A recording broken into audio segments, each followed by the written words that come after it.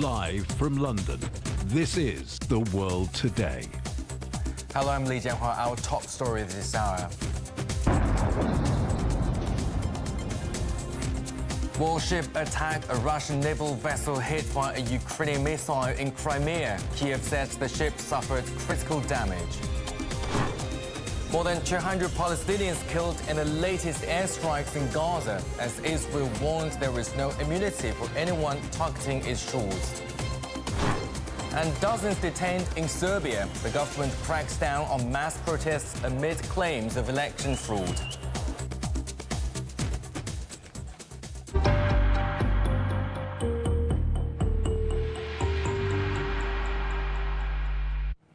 Russia's defense ministry says one of its landing warships has been damaged in a Ukrainian attack on a port in Crimea. At least one person was killed, and Ukraine says the ship was badly damaged, that it is unlikely to be able to re-enter service. The vessel contained cruise missiles and was used to carry tanks and armored vehicles. Russia claimed Crimea from Ukraine in 2014 in a move Kiev and international allies condemned as illegal. Now, for the latest on this, let's cross to our correspondent Dasha Chernyshova in Moscow. So, Dasha, how significant is this attack on the Russian warship, and will this hamper Russia's military operation on the ground?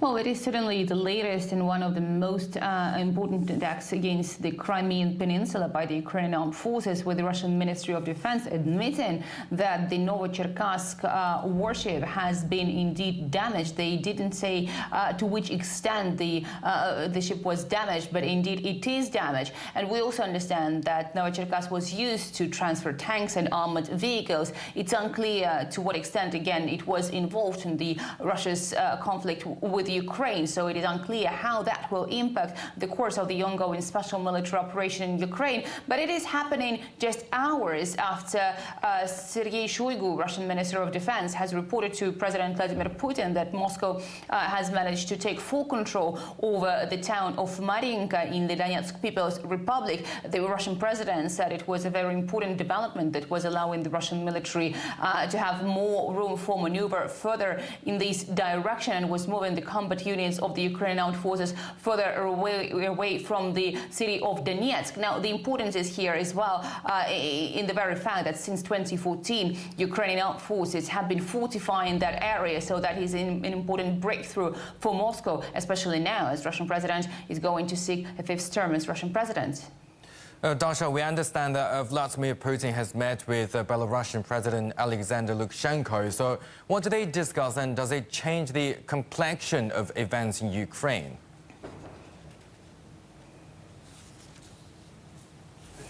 Well, we understand that the contacts between the two leaders of Russia and Belarus are ongoing and quite regular.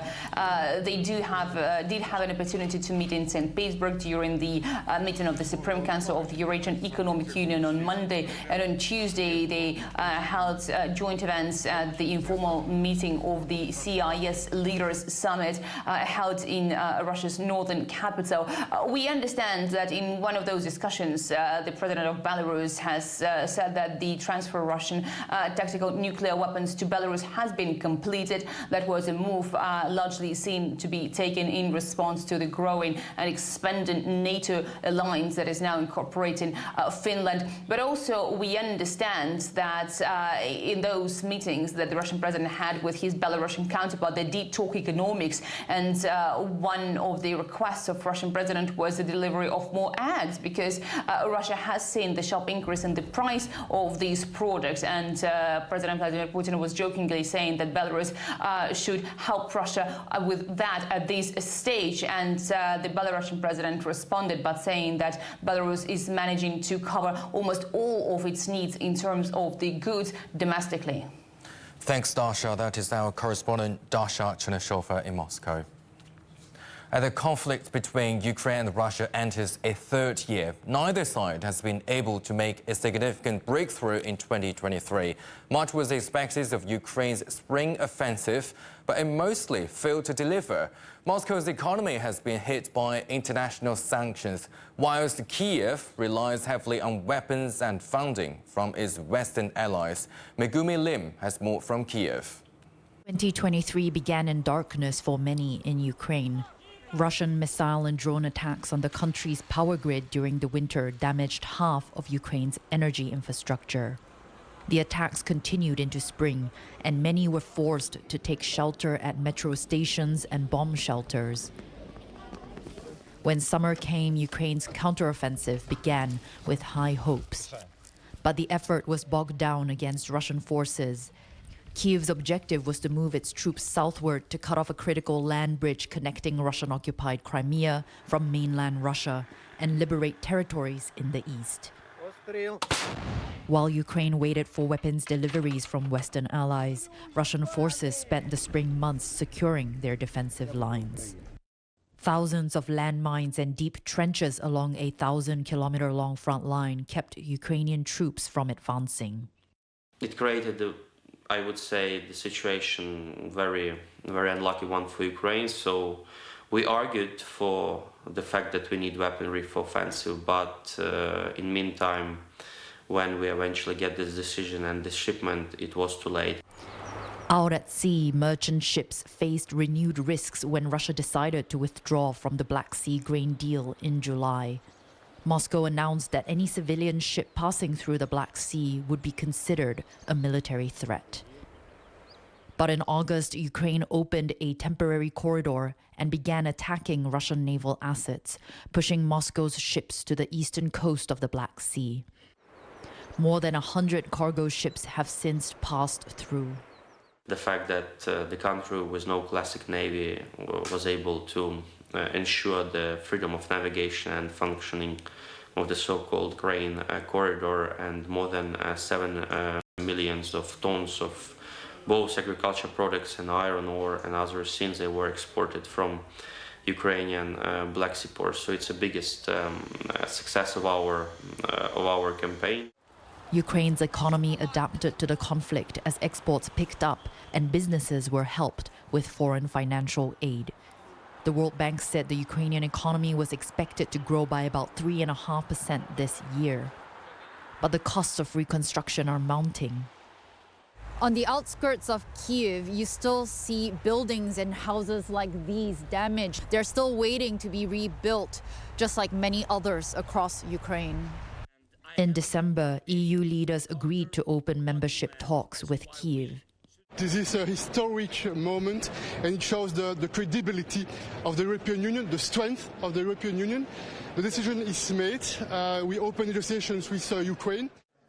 But Western military aid has come under greater scrutiny. The U.S. has struggled to get Congress to approve more. Without supplemental funding, we're rapidly coming to an end of our ability to help Ukraine respond to the urgent operational demands that it has. Putin is banking on the United States failing to deliver for Ukraine. We must prove him wrong. Existing funds are running out, and without new aid, officials have warned that Ukraine could lose the conflict. As the year comes to a close, Ukrainian soldiers are digging in. Megumi Lim, CGTN, Kyiv.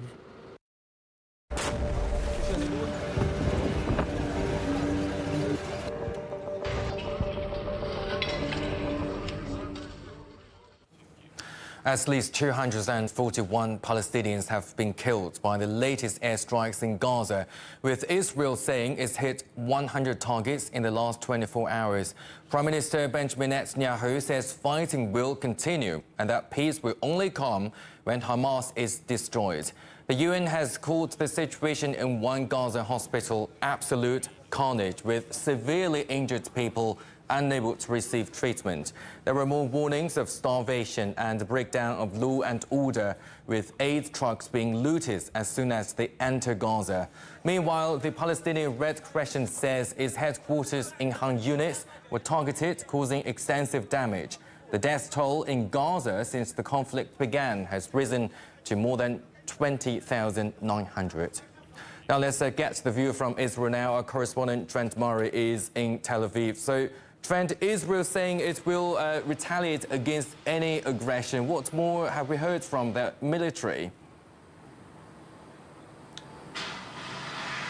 Yeah, that's right. That's what's really got diplomats in this region quite concerned, that the arena of this conflict now continues to expand and the risk of escalation or miscalculation continues to grow. It comes, of course, on the back of that Israeli airstrike on the Syrian capital Damascus, where a senior commander of the Iran Revolutionary Guard was killed. We have also seen in the Red Sea in the past couple of hours another incident reported involving a civilian ship. No official confirmation of whether the Yemen-based Houthis were involved in that incident, but we do know that the US and others are moving naval assets into that region in order to try and safeguard those vital shipping routes. With all of that happening outside, of course, the major situation in Gaza, the Israeli government has been speaking about its military approach to what they perceive are growing threats in the region. Yoav Gallant, the defence minister, speaking about that, saying Israel will defend itself against those threats. Let's have a listen.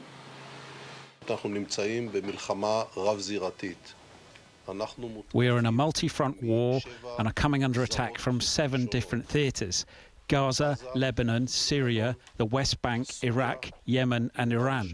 We have already responded and taken action in 6 of these theatres. And I say here in the most explicit way, anyone who acts against us is a potential target. There is no immunity for anyone.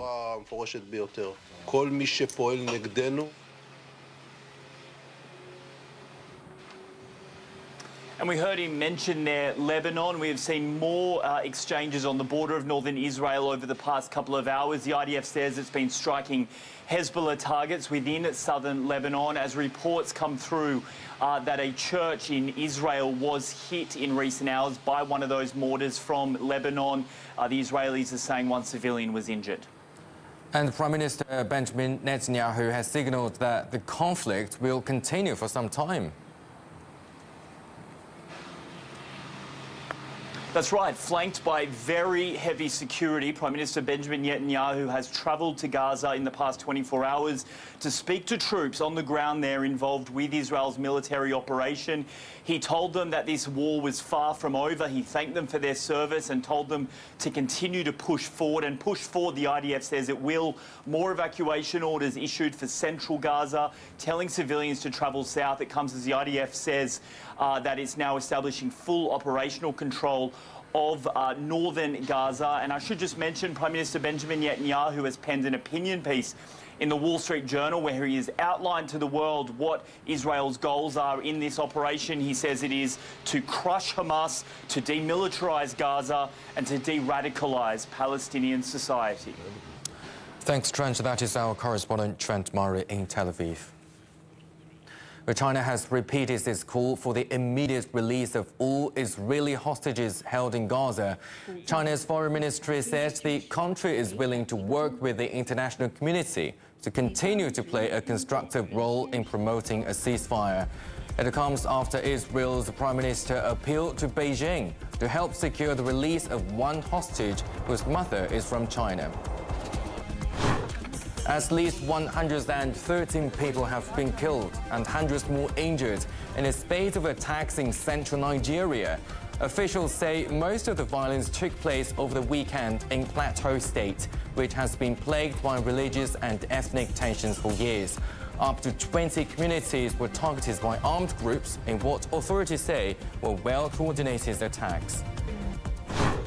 Iraq has condemned the US for its attacks on Iraqi military positions, which left one soldier dead and several others wounded, saying it was clear hostile acts and a violation of sovereignty.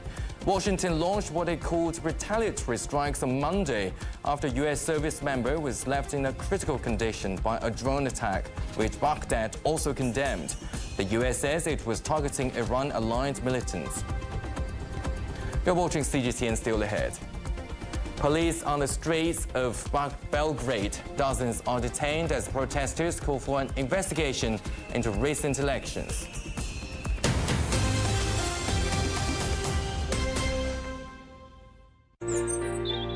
Ever wondered what's the difference between a bear and a bull market?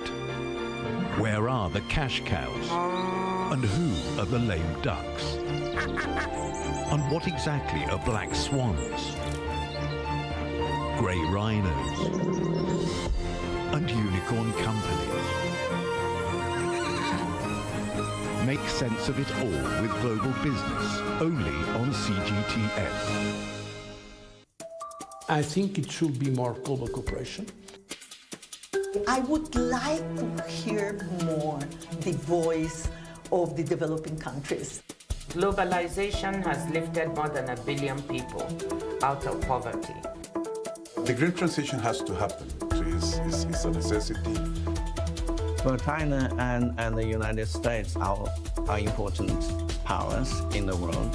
What unites us is much more than what divides us. And I believe China is committed to this agenda.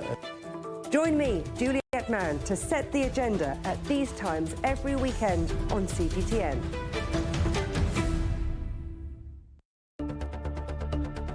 Events have consequences. Words create impact. One more offensive in a long line of battles that's been ongoing for more. Just got to be careful here with some gunshots. Excuse us. The world today matters for your world tomorrow. The number of casualties is growing quickly. Why, this is one of the hardest hit towns in the region. The world today, every day on CGTN.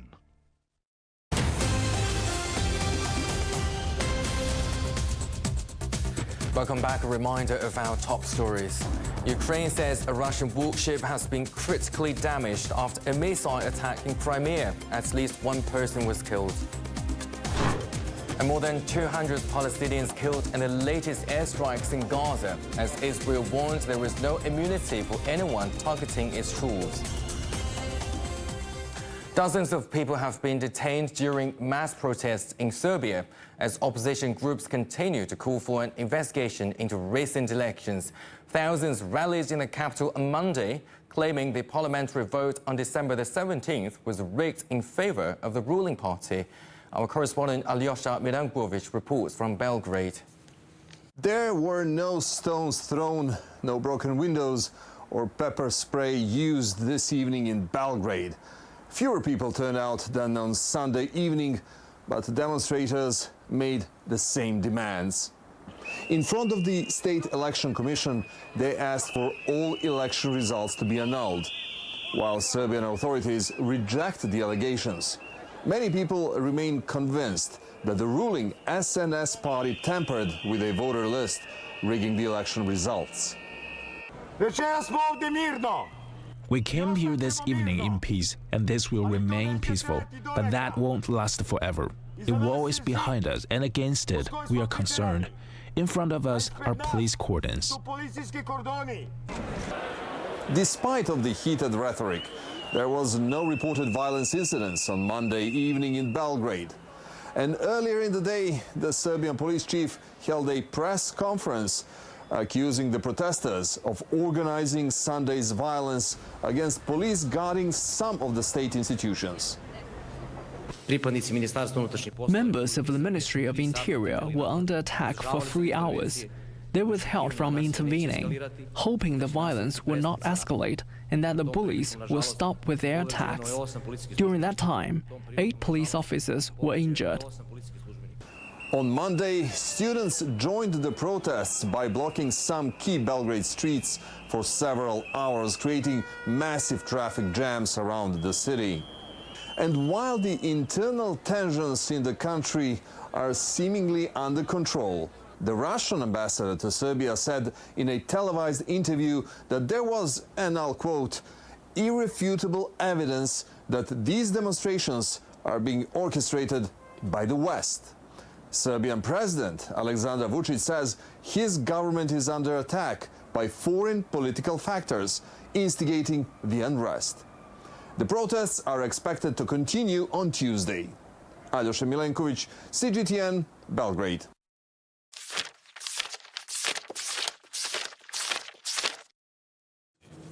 Well, devastating earthquakes in Morocco this year destroyed entire villages. The initial 6.8 magnitude quake killed 3,000 people. Our Spanish correspondent Cam Brown, who went to the country, reflects on the scale of destruction.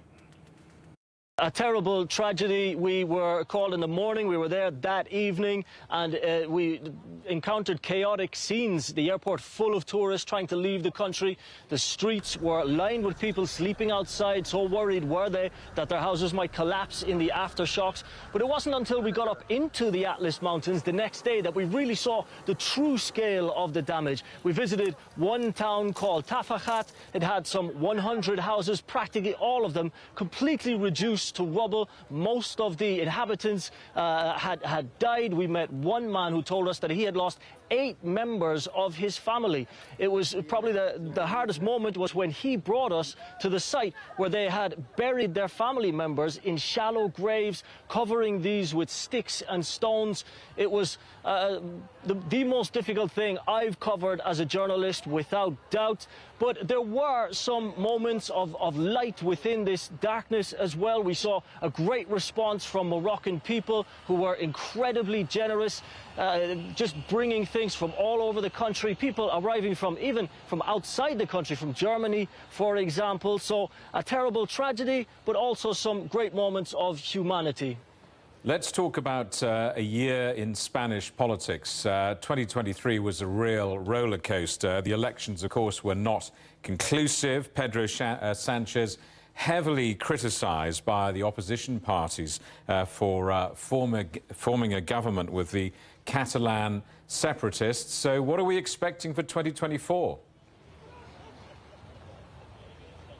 Yes, an explosive year in politics here in Spain. In April, we saw regional and local elections that Sanchez and his Socialist Party, their coalition, lost quite significantly. Bit of a disastrous election. Sanchez then called elections in July, and that turned out to be a masterstroke because he ended up with another 4-year mandate. Now, that came at the cost, as you say, of a deal with Catalan separatists who tried to declare independence in 2017. They will be free to return to the country. The leader, Carles Puigdemont of the Junts party, and some 400 other people. Now, that infuriated Spain's right and many people who voted for Sanchez. Recently, a poll showed that some 2 million people regretted voting for Sanchez after he conceded this amnesty for Catalan politicians and people. So we're looking to another year of protest. This isn't a done deal yet. I think we can look ahead to Spain in 2024 with a lot more instability and possibly even some civil unrest here in Spain. French police have arrested a man suspected of murdering his wife and 4 children in a knife attack on Christmas Day. 5 bodies were found in an apartment in the town of Meuse, northeast of the capital, Paris.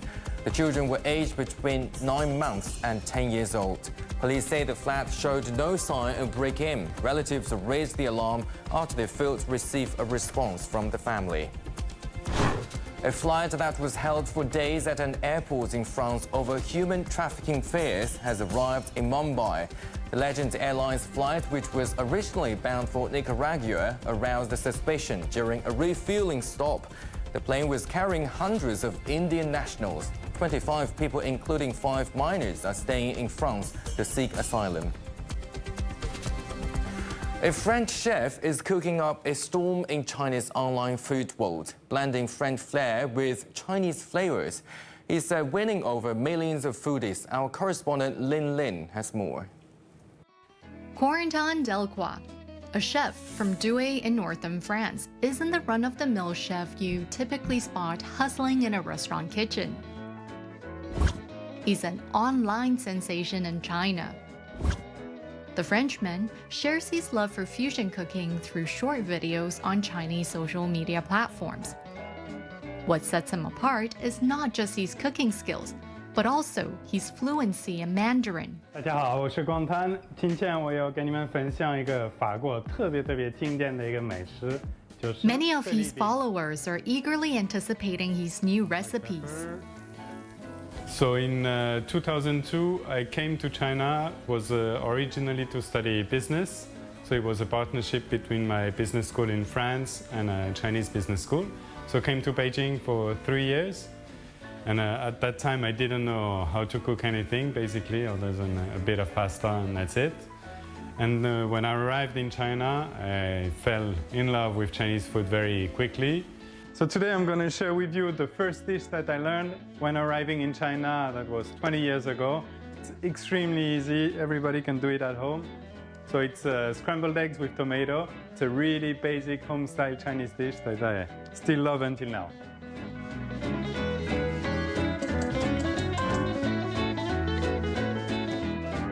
So this dish has many different versions in different regions of China. And I started to learn a bit of Chinese food because I thought it was extremely interesting and really enjoyed it. And then I realized slowly, step by step, that I really loved the cooking process. And that's kind of what made me change my direction from business to cooking. Now living in Shanghai, Corentin knows all the best places to eat. Local food.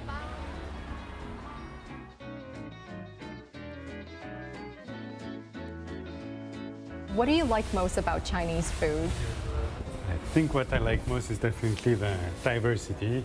Diversity, really different plates, many different flavors.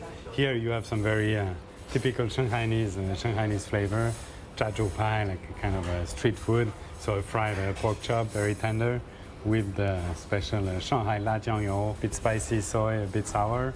Xiaolongbao, also very classic, those kind of soupy dumpling. And for that you have also a lot of seasonal variation. You've got some classic just with the meat filling. Corentin's knowledge of Chinese cuisine is so extensive that he feels like a local. He often visits local markets and street food vendors, sharing his food adventures and vlogs with his followers. 一下本地特色的串串。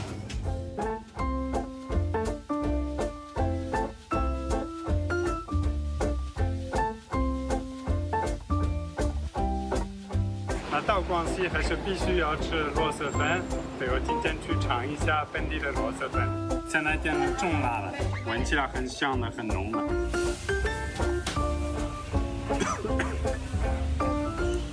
真的很辣。While Corentin's online celebrity status continues to grow, what does the future hold? He will continue to create fusion dishes that blend French and Chinese cuisines. But he also plans to share his love for Chinese cooking on Western platforms, bringing the flavors of China to all corners of the world. Ling Ling, CGTN. China has launched 2 new satellites, part of an upgrade of its Beidou navigation network. They're the first to operate at a medium Earth orbit with an altitude of around 21,000 kilometers. Officials say the launch paved the way for the next generation of China's sat-nav technology. Beidou's global services went into operation in 2020. Our headlines again. Ukraine says a Russian warship has been critically damaged after a missile attack in Crimea. At least 1 person was killed. More than 200 Palestinians killed in the latest airstrikes in Gaza, as Israel warns there is no immunity for anyone targeting its shores. And dozens detained in Serbia, the government cracks down on mass protests amid claims of election fraud. And that is the World Today. Thanks for watching. We're back with more news at the top of the hour. Coming up next is World Insight with Tianwei. For now, from all the team in London, that's goodbye.